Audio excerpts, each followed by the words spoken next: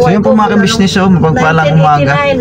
1989, nasama kami ng asawa ko. Kinasal kami 1989. Tapos pagdating ng 2019 na to, nagpakasal ulit kami pang second wedding.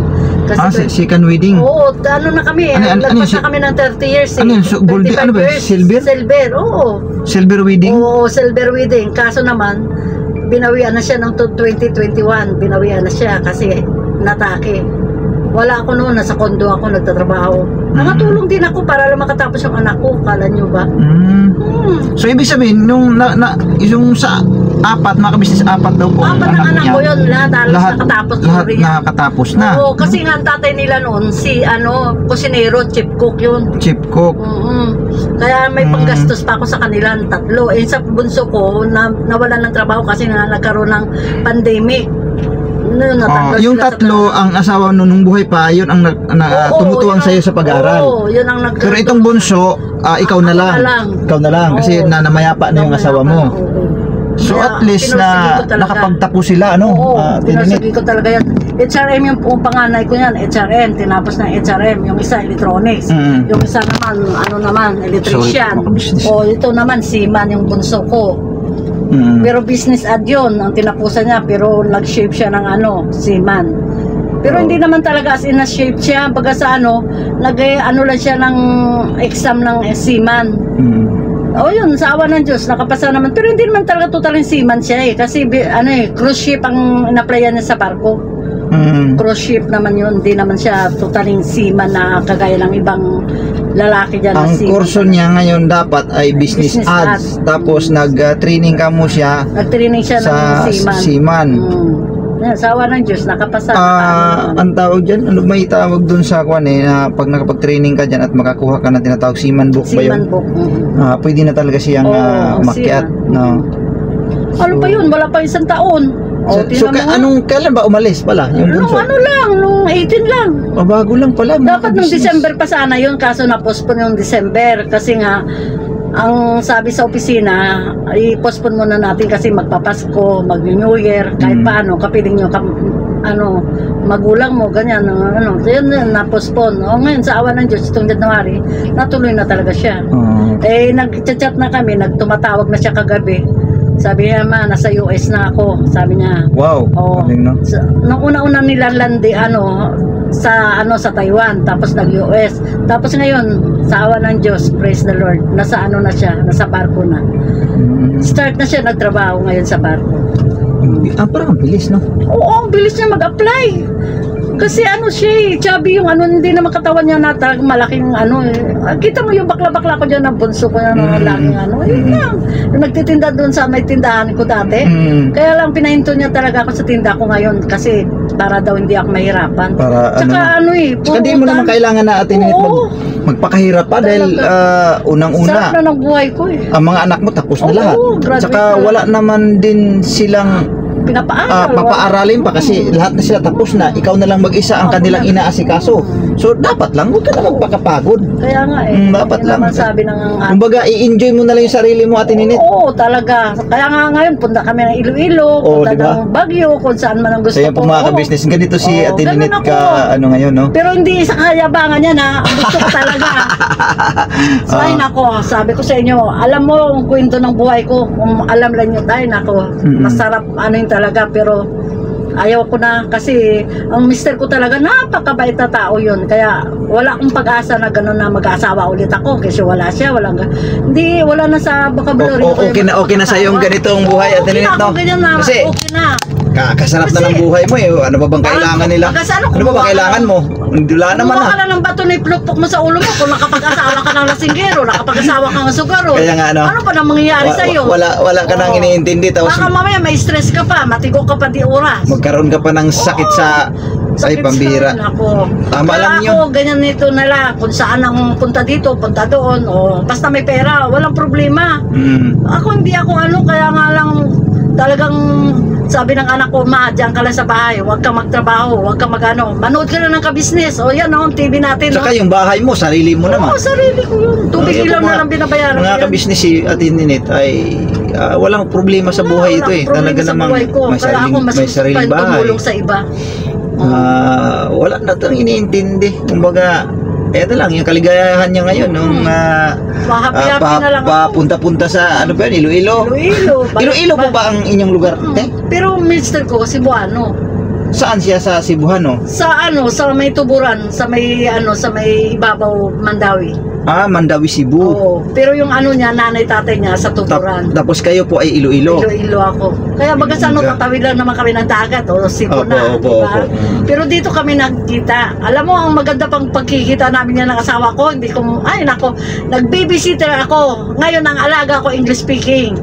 Tapos Ngayon ang nangyari sa alaga ko, siya pinakilala niya sa akin yung lalaki na hindi ko akala na kami pala magkatuluyan. Galing, Tapos nung kinasal kami, doon pa sa restaurant nila, kahit 5, wala kaming ginastos. Ang galing. Nag-double wedding pa kami ng boss niya. Kaya kita mo yan. Talagang swerte. Talaga, napakaswerte talaga namin mag-asawa. Kaya po mga kabisnes, mapagpalang araw sa ating lahat. Hindi ako makasingit kay ate. Ang galing. Parang na-enjoy din ako sa kanyang mga kwento mga kabisnes. Ito ay behind the scenes lang, no? Dahil si kuya ay nandoon na nag-vlog sila dun sa kay Jinky at sa kay Bong, no? At kami naman ay dito lang, saban muna kami dahil istipot lang muna kami rito. Kaya napag-usapan lang mga buhay-buhay mga kabisnes dahil sarap din ang kwento ni Ate Ninit sa kanyang pinagdaanan sa buhay niya.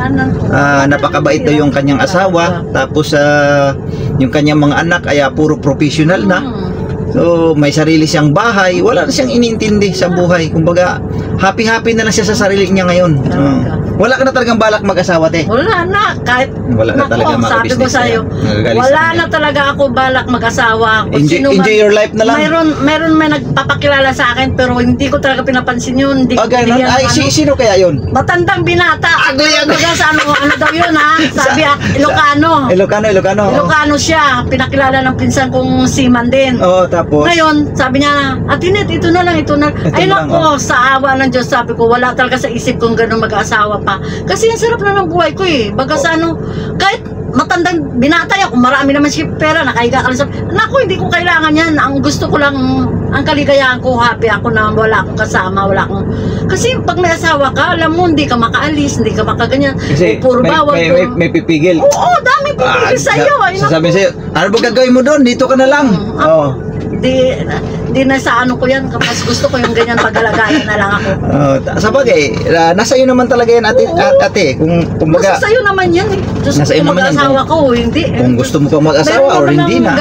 Pero hindi nasagi sa isipan ng mga anak mo na, baka naman mag-asawa ka na lang siguro para meron ka rin kasama sa buhay. Hindi ka ipinagtulakan ng mga anak mo. Ibig sabihin, ayaw din nila. Pero ayaw ko rin talaga. Ayaw mo rin. Ayaw ko rin talaga. Sa apat na mga anak mo, wala talaga nag-isa nagsasabi na, mag-asawa ka na lang kaya mga manugwang ko, napakabait mga manugwang ko. Wala akong problema sa mga manugwang ko.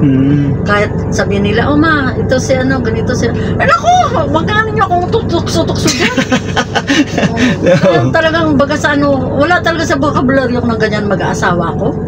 Parang natatakot ako sa sarili ko eh. Kasi iniisip ko, baka mamaya mapasubo ako tapos gano'n lang pala, may bisyo pala, mayroon pala. Hindi mo na kailangan kumbaga mag-asawa ka para may makapag-abot sa iyo ng may katulong yung mga pinansyal.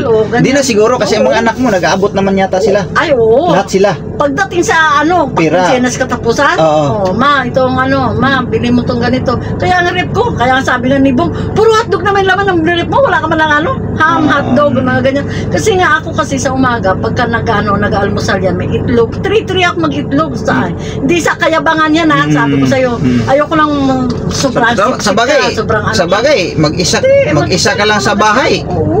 Sa loob ng 1 linggo, di mo naman maubos yun. Kung kahit yung isang tray, siguro mga kabisnes, sa loob ng 1 linggo, araw-araw isang itlog ang ko, nilalaga ko yan kasi mas malakas sa yan sa katawan ng itlog. Linaga lang ako, pero kung prito-prito, ko, umiiwas ako sa cholesterol.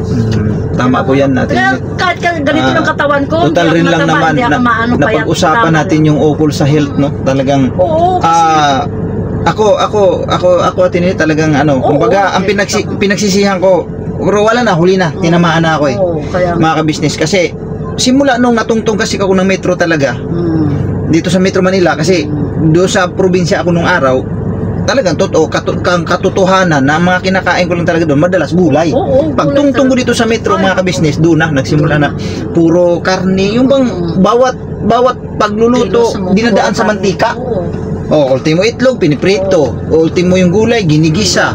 Yung ganun mga kabisnes, dumating yun nga, dumating sa punto na, yun na, tinamaan. So huli ng pagsisisi. So tama po yun natin init na habang wala ka pang naramdaman todo ingat na talaga. Toto talaga. Dahil Kasi ako ngayon, magsi-60 na ako. Baga sa 2 taon na lang.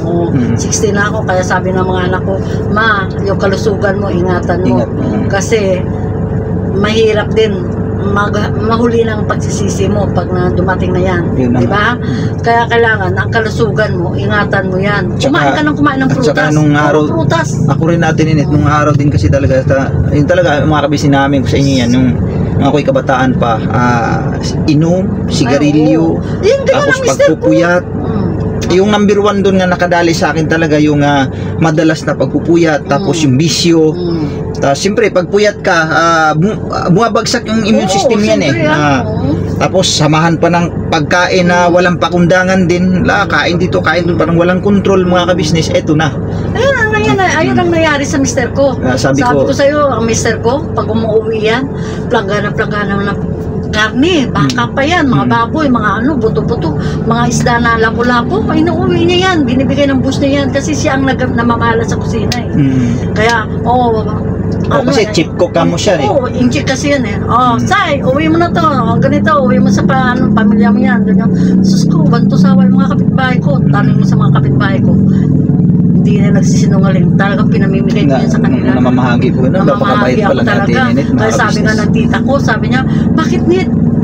Namamasaya yung asawa mo, kahit bigas-bigas man lang, pabili mo ng bigas, hingihan mo na sila ng kahit yung paka 1/4 na ganun-ganun naku auntie, sabi ko wag na, sabi ko bigay ko lang ganun. Kaya gusto ng mga kapitbahay namin. So yun po mga kabisnes sa kabila ng yung mga ganung gawin ni ate. Ngayon magdagbunga din naman yung mga anak niya, nakapagtapos. Ayun, dahil manod pala sa tininit, mapagbigay din sa mga ibig sabihin sa madaling salita, hindi madamot. Hindi madamot pala sa tininit. Yun po ang ating nalalaman ngayon sa pag-uugali pala ni Tininit, mga kabisnes. Itong vlog na ito ay usap-usapan lang kami dito. Yung pala ang ni Atini. Ngayon ko lang din alam kasi sinishare lang niya sa akin. Sinishare ko lang talaga. Hindi pala siya madamot na pagkatao. Ay naku, tanungin mo mga kapitbahay namin doon kung hindi ka maniwala. Tanungin mo yan. Talaga sabi, ay si Ate Ninit, grabe yan. Sabi, talagang kahit kainin na lang niya, ibibigay niya pa yan sa iba. Ganun ako talaga. Kasi parang baga sa kahit si Lola Nete. Talaga sabi ko sa'yo. Masarap kasi sa puso ka talaga yung nakatulong ka ba? Kahit sa maliit na bagay. Sa maliit na bagay. Hindi sa malaki, hindi sa basta sa maliit na bagay yung bukal sa puso. Bukal sa puso, yun. Yun ang akin talaga. Kaya ang tita ko, pagka oras na yan, kasi siyempre, ang tita ko kapampangan yan. May pagkamayabang din yan. Pero, mabait din sa akin yan. Sabi ko sa'yo, pag oras na Net, anong dala ni Mildo? Anong dala ulam? Ganyan. Nandiyan na yan sila pag araw ng Sabado. Ay, naku, sabi ko sa'yo, nakatumpok na sila sa akin. Ginagawa ko yan, plastic ko yan, pamimigay ko sa mga kapitbahay. Ay, kahit yung pa 1/4 o sa kalahati kilo, malaking bagay yun ha. Oo naman. Malaking bagay yun. Kasi pa yun, di pa sila mahirapan magpapalambot dahil malambot na ang baka. Kasi ang Pilipino nga, sabi nga, pag may bigas, okay na talaga eh. May bigas, lalo pat kung may ulam nagbigay, di ba? Mas lalong maganda. Hindi. Kaya mga anak ko na noon, sabi nila, naku, ma, sabi niya, kung buhay lang si Papa, grabe ng ulam natin hanggang, alam mo, pag nagluluto ako sa hindi kayabangan, 3 klase, 4 na klase ang ulam namin yan. Dati, naku, sabi ko sa'yo, pag nagluto ako talaga. Parang sawa talaga. At saka ang mga anak ko, alam mo mga ganyan, isang beses lang nila kainin pagkagabi yan, ayaw na nila ulitin yan, panibagong luto ulit ako niyan. Pinamimigay ko sa mga kapitbahay ko yan. Kaya sabi nga nila, ito yan, ay naku, sige, kasi pakain ko sa alaga ko, sa aso na mayroon din pang alaga ko talaga yan, pero bagasan, kung sayang man, sayang, siyempre, i-blessing mo na sa kanila. Tama. Kasi Yung magandang puso ni Ate Ninit pala talaga. Sabi ko sa'yo. Ngayon ko lang nalaman, te. Salamat talaga, te, at na-share mo dito sa vlog ko. Oh, talaga. Kung mga ka-business. Believe ako talaga. Kaya nga hanga sila sa akin kahit ganito lang ako. Pero ang puso ko napakalambot para sa mga kapitbahay ko. Kahit si Ate Milet, yung nagtitinda ng mga banana ko, kamuti ko, yung mga kapitbahay namin doon. Naku, basta may luto ako niyan. Kasi ako masipag ako magluto. Basta may lulutuin ako, masipag ako magluto, puro pamimigay ko yan sa kapitbahay. Ay, kaya naku, hindi ako mayabang sa totoo lang. Dahil, naku, anong kayabangan mo? Wala ka lang mapapala. Mayabang ka. Tama. Ang importante katotohanan lang. Ano mo sa katotohanan mo na ganito na blessing sa'yo, na ipamimigay mo rin sa iba, na ano mo rin, na i-share mo. Yun naman talaga, Tininit, sa ngayon nga, inaani mo na, no? Inaani mo na. Oo, tingnan mo naman. Nagkaroon ka ng mga anak na professional na sila lahat, tapos magandang gawi sa'yo, inaalala ka lagi, no? Bagaman malayo ka mo sila, yung iba.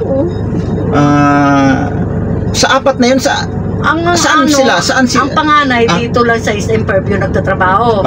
Dalawa sila mag-asawa. Tapos SM Purview yan sa may Ace Hardware. Tapos ano lang yun parang dicer lang siya pero halos 10 years na mahigit siya dyan. Tapos yung pangalawa ko, yun nga yung nagsha-shopee. Yung motor, yun. Yan, nagsha-shopee yan. Yan ang trabaho niya. Pero dati sa sa may Ever, yung grocery dito. Ay, ano yata siya? Robinson. Sa Robinson yan dati. Dicer din yan sa Robinson. Pero mas gusto niya na So, ibig sabihin, lahat sila ay mga regular sa isang company. Regular na talaga. Yun po mga kabisnes. Yan ang bintaha po kasi mga kabisnes. Maganda talaga pag regular kasi isang company dahil lahat ng benepisyo ay saklaw mo. Tatanggap nila mga kabisnes. Kaya nga ako, lahat, mga anak ko na yan, sa akin, naka-insured yan mga mama, insured na kita, ganun. Sa PhilHealth. Insurance ako sarili ko. Sa PhilHealth, Uy, maganda yun, ha? Insurance ako sarili ko. Nakadalawang insurance na ako tapos. Sa bagay yung ako rin nung nagtrabaho ako nung sa company mga ka-business. Kasi mayroon talagang ganoon i-offer ang company na. Insurance ako. Magbabayaran mo yun sa taon-taon yan. Magbabayad ka. Magpapakaltas ka lang. Mayroon akong 10 years, mayroon akong 5 years na insurance. Tapos may SS pa ako. May SS din ang asawa ko. Kaya nagpipensyon ako ngayon. May pension na po kayo ngayon? Magpipensyon ako. Halos 3 years, 4 years na ako ngayon. So wala ka palang problema pagdating sa financial kasi bukod sa mga anak mo na nag-aabot. Yung sa mga anak ko. Mayroon ka pang sarili na O diba? Ma, ito 1,000. Ma, pambili mo ng ganito. Ma, pag wala kaming gas, ma, ito pambili mo ng ganito. Malaking tulong talaga rin ang mga benepisyo mga ka-business. Maganda talaga yung mga anak mo na walang mga bisyo, yung mga walang barkada na hindi sila nagiinom. Nagiinom man sila pero sa loob lang ng bahay yan. Sila lang magkakapatid. Hindi nakipag-join sa kung saan mga barkada. Yan ang ayaw nila talaga kasi ganyan ang papa nila. Pag dumating galing sa trabaho yan, iinom lang sila yan, sama-sama sila, ganun. Pero kung sasabihin na, dadayo dito, dadayo doon, ayaw na nila yun. Pagka oras na Kasi, ayan ang sinasabi ni papa nila. Pag uminom kayo, ilagay nyo sa lugar. Tsaka pag nalasing kayo, matulog lang. Ayun ang ginagawa nila. Kaya nung New Year, Diyos ko, sabi ko sa'yo, baka yung Red Doors at saka yung hindi mo alam kung anong gagawin mo. Nagkaroon ako ng Diyan lang sila sa bahay. Diyan lang sa bahay lang sila. Kantahan sila. Ano lang sila. Ganun lang. Sarap ng buhay ko lang. Tapos sasabihin mo, mag-asawa ko ng ganito lang. Ayun ako joke ko lang kaya kay Bong. Ano yung ninong nyo sa kasal, Ate Ninit? Sino yun? Artista? Bernardo na artista. Yun may pagkabakla-bakla sila. Yun ang nakita ko dun sa may Bernardo. Kaya kami niya. Artista yun Artista yun si Bernardo. Bali, ninong nyo sa kasal yun? Ninong namin sa kasal yun, si Bernardo. Tapos kumanta pa yun siya sa amin. Siya pa ang artista pa talaga yung ninong nyo sa kasal, ha? Oo. Matindi pala si Ate Ninit, mga ka-business. Ngayon ko lang alam to. Artista pa yun, si Bernardo na yun. Kaso hindi ko lang nakikita na kasi di ba dati di shout out kay Bernardo, shout out po sir kung sa tingin mo pa ba? Sir. Ninong. Ewan ko lang kasi wala na akong time dahil ang inaanak mo si Bisay Wala na. Anong year kayo kinasal nun? Yung 1989. pangalawang kasal yun, Hindi, sa unang kasal. unang kasal. 1989. Matagal na pala. Mga kapatid. Uy, pa kaya yun? Hindi ko nga rin alam kasi hindi ko na nakikita. Hindi ko rin kasi masyadong kuan yung Bernardo. hindi ko rin Hindi ko na kasi nakikita sa pelikula yun, pero ano yun, may pagkasilayos yun. Pero magaling rin magpaano yan, komedyante. Komedi rin yun. Hindi ko masyadong familiar siya sa Bernardo. narinig ko lang pero hindi ko masyadong siyang familiar mga kapatid. Ma-search ko nga siya Ma-search mo. para makita ko yung Kita mo sa kanyang mga pelikula niya, mga ano niya, Bernardo. Kasama lagi nila Dolphy yan eh, nila ano nun eh. Yun ang mga kaano ni Dolphy, si Bernardo. Mga matatanda na. siguro yung mga anak ko na mga may asawa ba? May asawa na yan, may asawa doon. So shout out mo na lang yung mga kaibigan kasi ng boss ko yun, si Ibawang. Kaibigan ng boss ko yun na si Ibawang, yung dating Eba's Garden. Yung Eba's Garden na yan, si Ibawang na yan, taga Taiwanese yun. Okay. Taiwanese siya. Ngayon nasa Taiwan na si Ibawang. Hindi ko nga alam kung ano rin kasi nasa 19 na rin daw edad ng ninang namin sa kasal yun kasi double wedding kami. Double wedding namin yung boss namin na yan, double wedding namin. Hindi ko nga kalain eh, nagulat nga ako. Diyos ko, nakakaya naman. Pero ano na yun hindi kayo maniwala, buntis na ako ng 3 months. 3 months, buntis na ako dyan sa panganay ko na 3 months. Nung ikinasal kayo? Pero okay lang yun, at least kasal ako. Proud ako, di ba? Ito buntis ako, proud naman ako dahil pinakasalan ako ng asawa ko. Diba? Ganun ako kaano. Hindi ka, saan ka nakakita Ninong ba? Artista. Saka ba? Diba? Ang galing na tininit mga ka-business. Ang dami akong nalalaman tuloy. Saka ano talaga, proud ako talaga dun sa boss ko na yun. Hindi ko, kasi, ayun, makaano yun, makabisaya kasi Bisaya tawag nun dahil Bisaya nga si asawa ko Bisaya, di ba? Alam naman nila yung pag Bisaya ang tawag yun. Yung nickname lang niya, Bisay. Ngayon, sabi nila, si Bisay nasaan na? Sino, yun ang pangalan mo, Palayaw? Pangalan ng asawa ko, Palayaw niya. Bisay. Sa kanila lang, sa restaurant nila, Bisay. Pero dito sa bahay, board. So kaya, Mildo or Boards. Yun ang mga Boards, ganun. Pagka nagmawag sa bahay. Ano din yan, Nay? Terminong ano din yan? Bisaya din yung Bisaya nga, boards. Mga tawagan din sa Bisaya yan, Boards. Yung mga ganun. Basta mga Bisaya, ganun tawag nila, Bisaya nila, boards. Uy, boards, ano dalang ulam, pulutan, ganyan. Automatic na yan. Asawa ko, ang bilis na magluto yan. Pagkabit natin yung pulutan. Minsan, nagkadala yan, lapo-lapo, yung steel lamp. Ito, sabi ko sa'yo. Kaya pinapadala ni boss yan. Hindi namin na ano yan. Basta, pag binigay sa'yo ng boss mo, sige, kunin mo. Blessing yan eh, di ba? Ganun siya. Kumbaga yung asawa mo ay mabait talaga siya sa amo niya. At yung amo rin, siyempre, dahil mabait yung asawa mo dun sa amo niya, talaga naman. Talaga. Natutuwa. Pa nga nila ako na sabi nila, uy, bakit pumatok ka kay Bisay? Sabi niya gano'n. Bakit? Sabi ko, naku So, tinapat ako ng boss ko sabi niya na, Yaya, kasi Yaya tawag sa akin noon dahil bibisiter ako noon sa kanila sa restaurant na pinuntahan namin Sabi niya, Yaya, ikaw ba may gusto ko kay Bisay? Sabi niya ako may gusto ko Bisay sabi gano'n niya. Kasi nga, malapit siya sa amo niya. Si Bisay napakabait talagang tao na yan. Malapit talaga sa mga amo yun. Tsaka magalang siya, maano siya sa mga amo. Hindi kagaya ng ibang amo na, ay nako, bahala ka sa buhay mo, bahala ka sa binan. Siya talaga kung anong sabi ng boss niya yan. Loyal siya talaga. Loyal talaga siya. Kaya okay naman ang benefits niya sa awa ng Diyos. Hindi rin kami napabayaan. Alam mo, nung bunso ko, may pruweba naman, nakapagtapos na yung mga anak mo. Ang panganay ko na yan, lata-lata na gatas yun, di sa kayabangan yan. Lata-lata na gatas ang binibigay ng boss namin yan, linggo-linggo. Gatas na birch tree noon. Uso pa yung birch tree na gatas yan. Maski ngayon, mayroon pa naman ngayon yan, yung gatas ng birch tree na yan. Magbigay yung boss ko. Ewan ko lang, ma'am, shout out. Kung saan ka man ngayon, Taiwan ka na. Pero pagka mayroon naman si Richard po na na show dito, may mga concert yan, pumupunta yan si Ibawang. Pinapadalan kami ng yan, Hindi ko lang alam nga ngayon kasi wala na nga si Bisay. Kaya sabi ko, ma'am, nako, sayang lang, nawala na una si Bisay. Hindi ko nga alam kung buhay pa ba si Ma'am Eva o ano eh. Wala na kayong balita po? Wala na kami balita eh. Pero sa mga si Richard Pon yun, yung pag nakakausap namin, kasi hindi na rin ako nagpupunta sa restaurant. Hindi na rin ako nagpupunta eh. Mula nung wala na si Bisay sa kanila. Hindi na ako nagpupunta. At least nakatapos ng mga anak eh. Diba? 9 months lang ngayon ang niya, kontrata.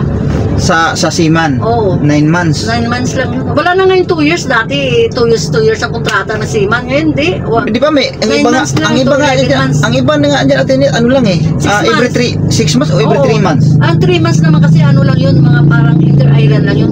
Inter-island. Mga ganyan 3 months inter-island. Wala kasi akong idea pero sa mga mga ibang na lugar na. Yan talaga. Ano ba yung sa anak yung umupo ngayon? Cruise ship yung Saang bansa siya? US ang nila, baba, pero baga sa around the world siya.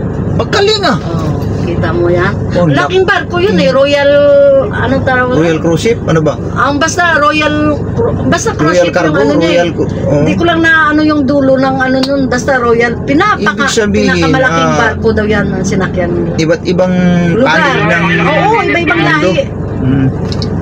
Iba-ibang lahi ang nila, Come in, over. Please come in. Dali lang ang vlog yan, makababang content dyan. Lagyan mo ng part 1, part 2, part 3. Ito nga, kwentuhan, buhay-buhay lang kami dito. Buhay lang. Sa totoo lang. Kailan totoo lang, Diyos ko, magmayayabang ka, anong mangyayari sa kakayabangan mo? Walang mangyayari sa'yo. Tatama yan natin. Diyos ko, dahil kailangan, kwento mo naman, i-share mo naman ang buhay-buhay mo naman, kahit paano. Grabe, Enjoy no? ka naman. Diba? Mga kabisnes, kung natin si Ate Ninit, no? Ngayon ko lang, first time kong na-encounter sa Ate Ninit na nag-usap-usap, nagkuhintuhan kami ng ganito, na kasi hindi ko naman alam yung kung ano yung mga buhay-buhay ng mga anak niya. Yung pala tapos na pala lahat ang mga anak niya. Tapos iyon, yung pinakabunso nila kasasakay lang no sa barko, tapos sa US daw ang baba noon, tapos minsan ikot-ikot sa ibang panig ng bansa siguro yun. Diba? Mga Indonesia, mga ganyan ang nila. Sabi nga niya kapon, kausap ko nga, sabi niya, ma, grabe ang lamig dito. Ayun puti ka mo, 6 ng jacket ang pinadala kong puro makakapal. Pinadala namin ng auntie niya. Alam mo, gumastos yun, auntie niya lahat. Oo, auntie niya, gumastos niyan kasi nga siya ang pinaporsige ng auntie niya. Yun ang malaking bintaha din mga kabisnes kapag ka mayroong kang yung tinatawag babakir ba? Oo, kasi ang auntie niya yan, may nagpo-promote, may nag-asikaso, may tumutulong, yun talagang malaking bagay. Ang kapatid ko kasi yan, nasa rin yan, Saipan, 30 years yan sa Saipan. Tapos yung kapatid kong bunso, nasa naman yan sa Korea. Halos 30 years din sa Korea. Seaman din po? Hindi, yung mga babae kong kapatid. Nasa abroad. Ate ko na yan, galing rin yun na Saipan. Yan, sa may, sa may Diamond Hotel. Siya doon, yung, siya sa kusina. Baga sa lang siya, tulong-tulong sa kusina. Chef cook din. Pero nagluluto rin siya. Ngayon, siya nang nagluluto din sa bahay. Alam mo, mga kakanin, mga siya nagluluto. Kaso, siyempre, ang ate ko naman, namatay kasi ang anak niya, kaya nakauwi yan. Kaya pala ginaya ng anak mo dahil yung karamihan sa mga tita niya, tito niya ay nasa ibang bansa talaga. Lalo mga pinsan niya, makikita mo, Diyos ko, sa pamangkin ko lang, ilan sila? 4. Sa isang kasi 11 kami magkapatid eh. Kita mo mga kapatid ko, ilan na lang kami natira, 7 na lang kami. 4 na nawala. Yung buhay? 7 ang buhay. Tapos 7 buhay, 4 yung, na nawala. Kumbaga yung 6, yung 6, anong mga trabaho ngayon yun? Ang 6, kami lahat may pamilya na. 7 kami lahat baga sa 7 kami buhay, 4 ang wala, 11. Tapos may mga trabaho lahat po yung 6 mga kapatid ngayon. Yung mga 6 ko ng kapatid doon, yung isa may mga e-bike, nagpamasada ng e-bike. Dati may ice creaman sila, yung nagtitinda sila ng mga ice cream. Mga ice so maganda rin ang maganda ang buhay, kumbaga hindi naman hirap sa buhay. Hindi naman hirap sa buhay. Kita kasi tulong-tulong naman kami. Hindi naman kami kagaya ng iba na isa-isa yung kanya-kanya, yung bang yung nag-aawa-away pa. Mag-aaway pa. Ayan po, may panibago naman tayong nalalaman mga kabisnes. Silang magkakapatid. Ang gusto lang namin yung kung sino ang wala, tulungan. Tutulungan silang magkakapatid. Kasi alam mo, blessing din yan eh. Kung ikaw ang mayroon, tulungan mo, di ba? Pero kung wala, sorry ka, baga sa ano, mahingi ka rin ng tulong sa kanila kung sino may maluwag, ganun. Pero ako dati, alam mo, parang laki ng hirap ko talaga noon nung nagkaroon ng pandemic. Diyos ko, hirap na hirap ko talaga nung pandemic. Kala mo, college na yung anak ko. Hindi ko alam kung saan ako kukuha ng tuition. Hindi ko alam kung saan ako Kasi ano nga talaga yun mga kabisnes. Kasagsagan talaga ng saksing akong buhay din doon at isa ako sa naapektuhan doon mga kabisnes kasi nawalan ako ng trabaho kasi nag-close yung company. Yung mister ko, nag-close ang company. Nag-close ang company mga kabisnes. Kaya nawalan ako ng trabaho ng mga pagkakataon na yun. Grabe ang kasagsagan ng Tapos pandemic. nahirapan na akong makaka-recover. Kasi dati-rati nung wala pang pandemic, okay lang yung flow ng namin, yung kita ko, okay lang na nakakatawid talaga as in yung hindi naman yung talagang lugmok sa hirap. Pero nung pagputok ng pandemic mga kabisnes, doon na. Ang daming hindi nakakabangon doon. Ang dami. Isa ako doon sa talagang yung baga yung financial namin doon talagang bagsak talaga. As in bagsak talaga mga kami rin, bagsak na bagsak talaga kami nung pandemic. Walang naging exempted doon eh. Mapapagtapos pa ba yung anak ko? Kasi ultimo company, yun, kumpanya yun, pero talaga. Bagsak ang kanilang negosyo. Tanggalan talaga. Nagtanggalan sila ng mga tao. Kasi bagsak ang kanilang negosyo kasi humina ang negosyo nila eh. Sarado. So walang pinipili yung mga pagkakataon na yun, kay mahirap ka, kay mayaman ka. Ang mayaman apektado sila, nagsarap company nila. Yung mga mahihirap na tulad natin ay mas lalo talaga nalugmok talaga. Yun, hindi ko makalimutan yung mga tagpo na yun na grabe. Sabi ko sa'yo. Kumbaga parang hindi mo alam kung saan ano naman kakainin mo kinabukasan. Sabi ko sa'yo, kung pwede na magkamuti na lang sa saging ka na lang eh. Grabe yun, natindi talaga. Talagang pandemic na yun, binigay ng pandemic na yun, no? Hindi ka pa makalabas, hindi ka pa makapamalingki, hindi ka pa ay Diyos ko, grabe, sabi ko naman, ano ba ito? Sabi ng asawa ko, sabi niya, sige lang ma, tiis-tiis lang. Pero kasi sa awa ng Diyos, yun nga, nakakatawid din naman tayo mga kabisnes. Ito, panibagong buhay ulit. Wala na nawala ng pandemic na yun, ng unti-unti na. Kaso nawala na ng asawa ko. So yun po mga kabisnes, maraming salamat hanggang dito na lang no. Te, maraming salamat sa iyong pag-share sa mga mga buhay-buhay ba? Buhay. Thank you. Maraming salamat. God bless po sa ating lahat mga kabisnes naming minamahal. Hanggang dito na lang yung aking simpleng vlog no, simpleng kwentuhan lang kami ni Ate Ninit dito na habang sila kuya ay nandun nga, nagba-vlog din sila doon. Hindi ko kasi pwedeng iwanan yung sasakyan dito dahil baka mamaya hindi kasi nakikipark lang po tayo. So salamat po, God bless po sa ating lahat. Please support po ang Kabisnes Official Papa Dins TV at siyempre ang Kabisnes family natin ng ating boss Dave at sa lahat ng mga kagwang. Sa Ate Ninit, thank you very much sa inyo pong mga naiambag no, mga na-share no sa ating YouTube channel yung mga buhay-buhay natin. God bless po sa ating lahat. Birabanat na po mga kabisnes. Alright? Right. You happy birthday, happy birthday, happy birthday, Tina. Hi daw, hi. Hello, flying kiss na flying kiss.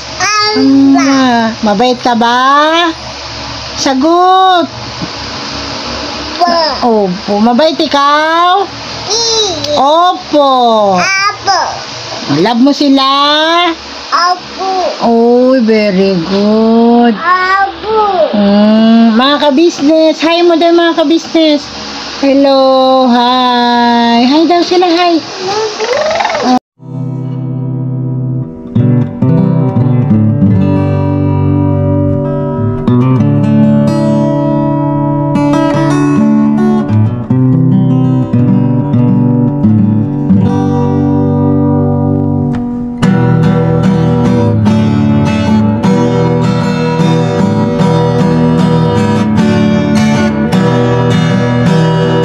Tayong lahat ay magkakasama.